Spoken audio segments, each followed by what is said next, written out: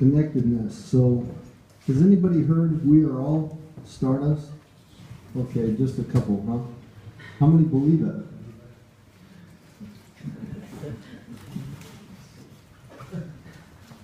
Does anybody know what this is? This is the bacterial tree of life.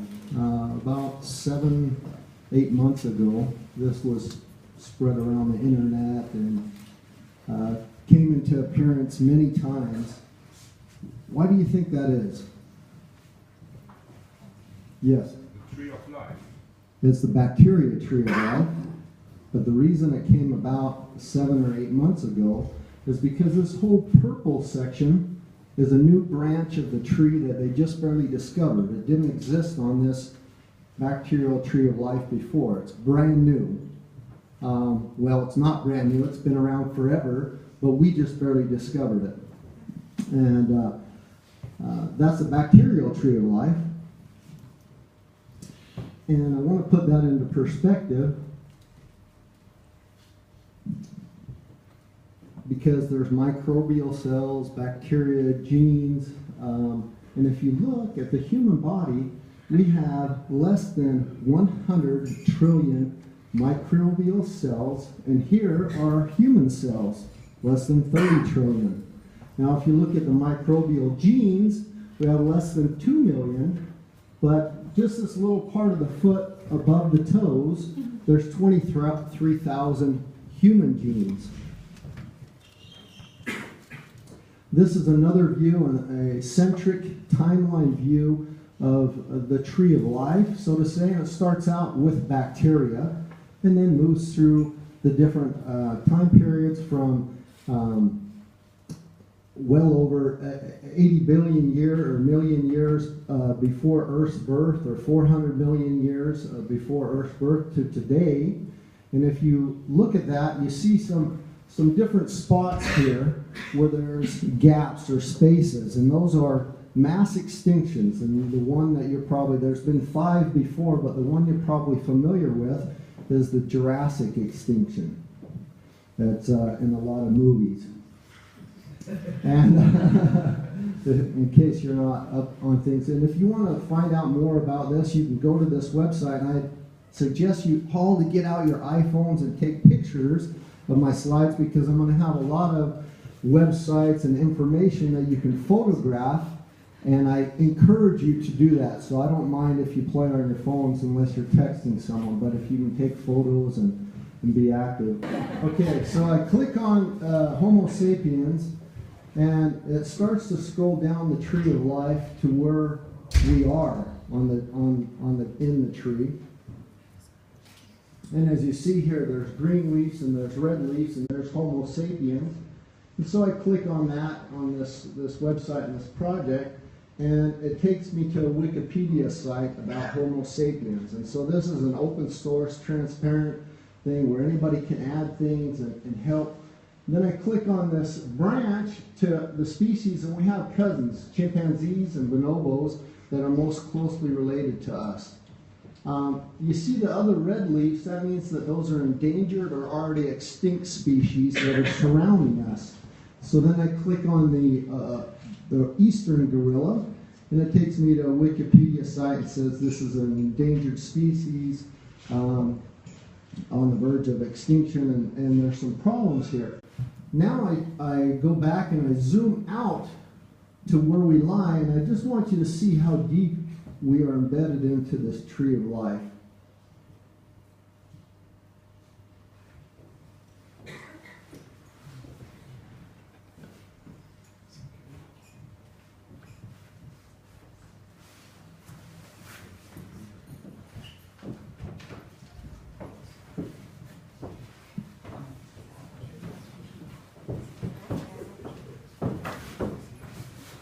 Okay, and that's OneZoom, the Tree of Life, onezoom.org, and you can join, you can become a member, you can participate in that. This next is our planet, and I'm showing this because I want you to know that there are 5 systems in our planet. So there's the hydrosphere, the atmosphere, cryosphere, biosphere, and geosphere. And so not only is it important to understand our connectedness to the planet, to species, to one another, that we're all brothers and sisters, basically cousins, and we don't have to go very, very far back. You know, there's the saying, the 6 degrees of separation. Actually, it's a lot closer than 6 degrees, our connectedness to one another, whether we live in Africa, whether we live in Germany or in America. Although I don't want to be affiliated with Trump. These systems are vital because if one of them fails, all the other ones fail. There's no way that one system completely can fail or have major problems and the others still exist. They all are connected and harmonious. Just like our Earth, our body has 11 systems. Skeletal, nervous, muscular, reproductive, and it's important to know that these systems aren't things that are created by businesses or organizations. These are things that are created by nature that connect each and every one of us. And that brings me to systems thinking and dynamic modeling. So there was a book in 1972 called The Limits to Growth. How many have heard about it? It is the Bible of the climate, so to say. And it was some MIT professors that were given a project to do research and to do a study on our Earth, to create a world model, and it's called World Model 1 and World Model 2 and World Model 3, of all the resources, all the population, all the factors that deal with our planet, and run these software, these computer models out into the future to see, not do a prediction, but to see what some possible outcomes were. Well, in 1972, basically, they said we have a carbon problem, and greenhouse gas emissions, and we have a population problem, and we're going to run into some problems in the future. So Donnell Meadows and this team, through the Club of Rome, started letting the world know that if we don't act now and we change the way we do things, that in the future we're going to have problems. Well, systems thinking or dynamic model, a system is a set of elements whose interconnections determine their behavior.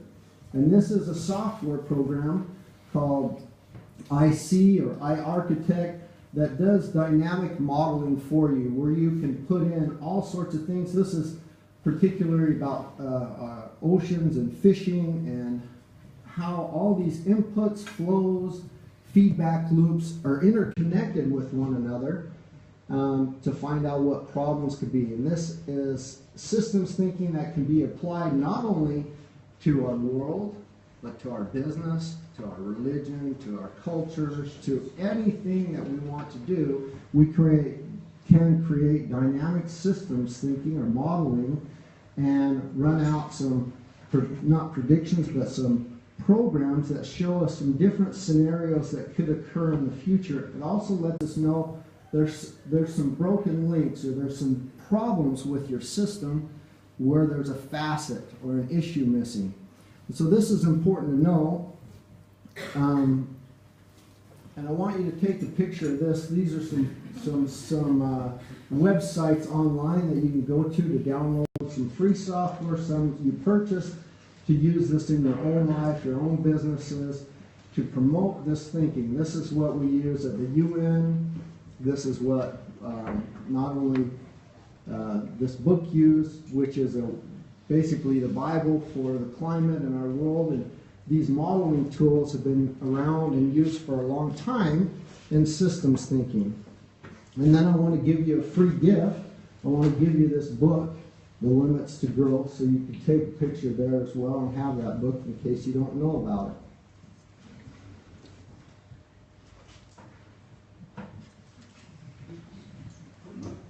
So, that brings me to the next step. The UN in 2015 and created the Sustainable Development Goals. There are 17 goals that they've created for us to help us to mitigate climate change and keep our Earth at 1.5 degrees. The Paris Agreement, COP21.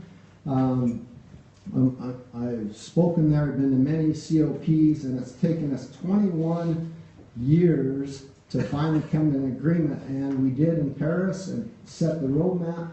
Just before this time, we came up with the 17 goals.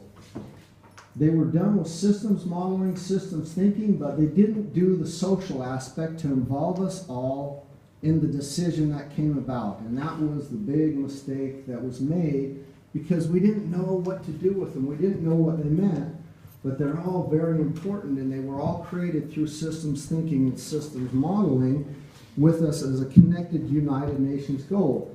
Here's an article in The Guardian that says more than half of all businesses ignore the UN Sustainable Development Goals.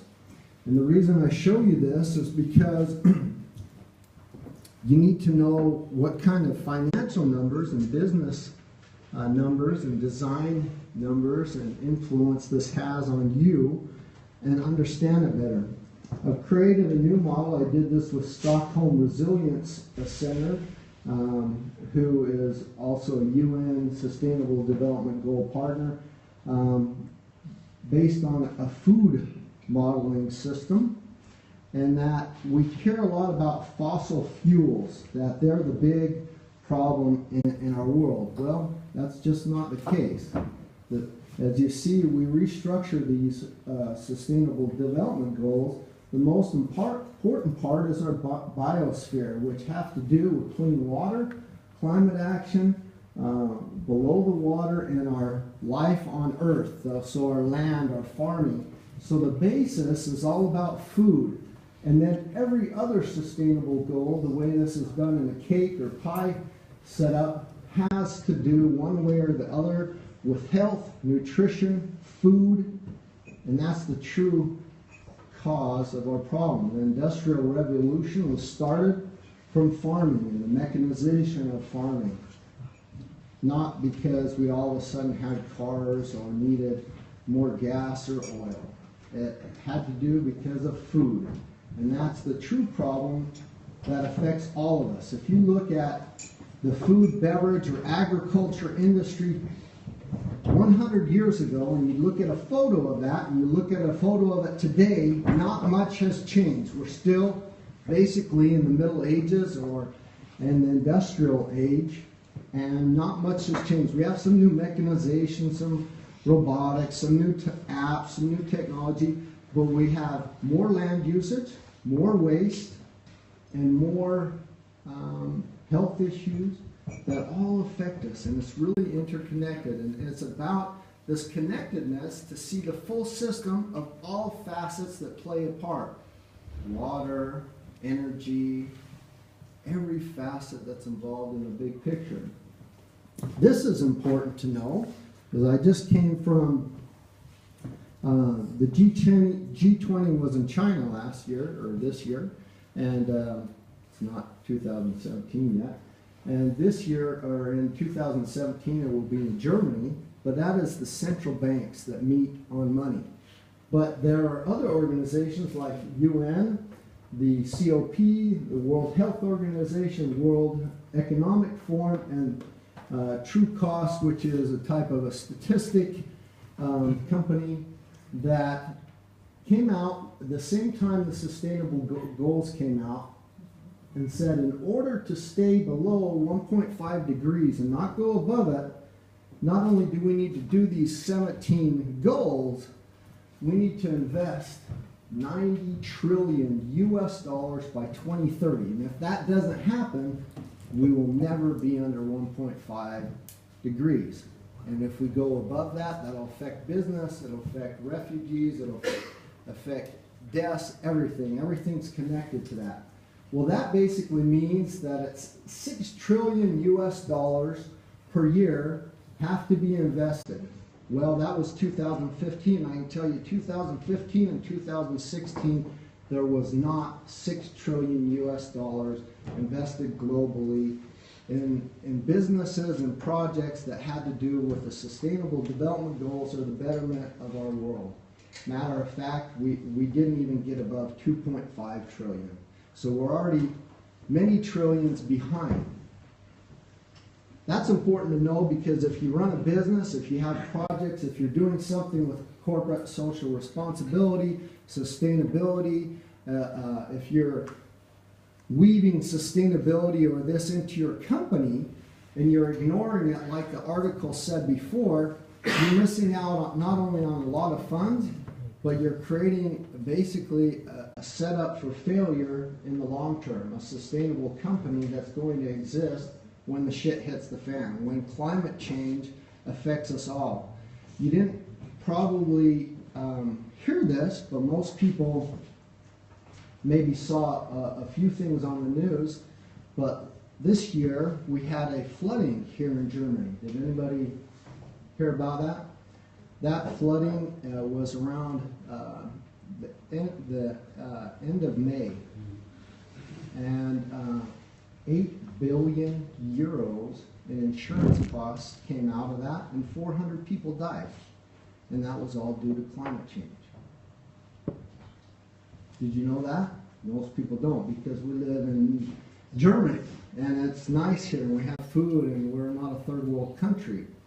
But because mostly climate affects third world countries first, places like the Philippines, Bangladesh, India, so on, and then affects richer or better, well-off countries later. But nobody's immune. And the effects that happen in China or the things that are happening in other parts of the world affect us as well. So that's a good number to know. And this is important.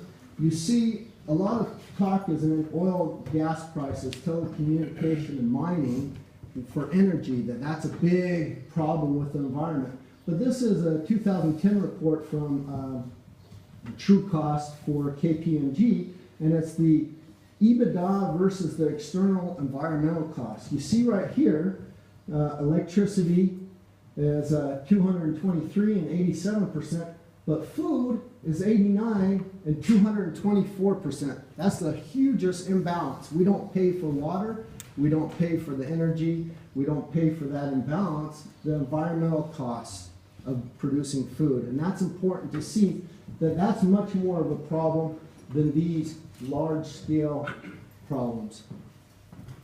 We're basically eating our world. And we're eating our resources that we do not have. Just to tell you kind of what my company does is we've taken 6 global grand challenges and tried to address them in one system. The name of my company is ANYA, Adaptive Nutrition Joint Achievements. And joint achievements is the most important part because we're all connected.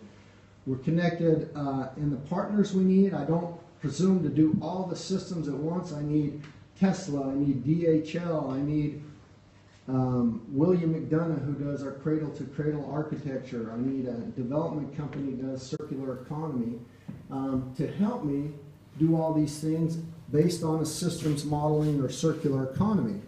It's called One Planet Living, cradle-to-cradle or circular economy, where there's a biological cycle and a technical cycle, so that everything that's created we keep flowing and recycling and reusing so that there's no waste, no CO2 emissions, no resource waste, and that it all remains within a system.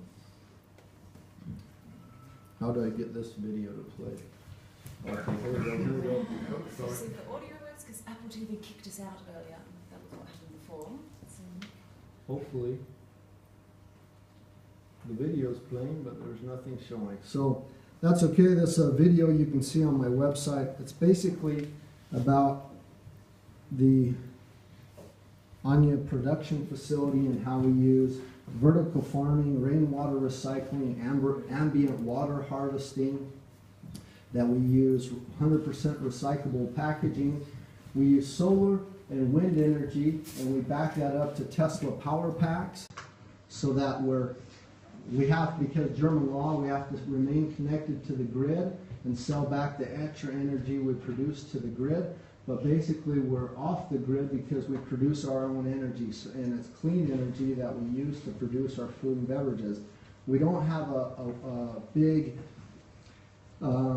strain on our resources because we do ambient water harvesting, rainwater recycling. We grow 12 products on site on our vertical farms that is done fully automated with recycled rainwater. And I want you to kind of understand the systems thinking in your businesses that you can apply all the facets into one big picture that work in harmony. Just like our bodies, just like our planet, they're all connected. If one part of our body fails or system, the rest of it fails. We're in a wheelchair, we're debilitated.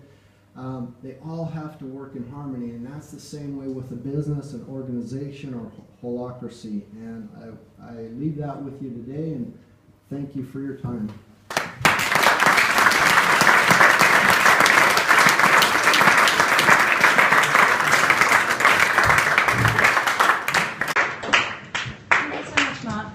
I apologise everyone for those little technical glitches. It's quite ironic talking about connectedness and connectivity that our Apple TV keeps on kicking us out. So I'll quickly pass you over to Timur because now we've lost a little bit of time and there will be time for questions at the end. Maybe one question. Yeah, please. I have a question. Yes, I have an answer.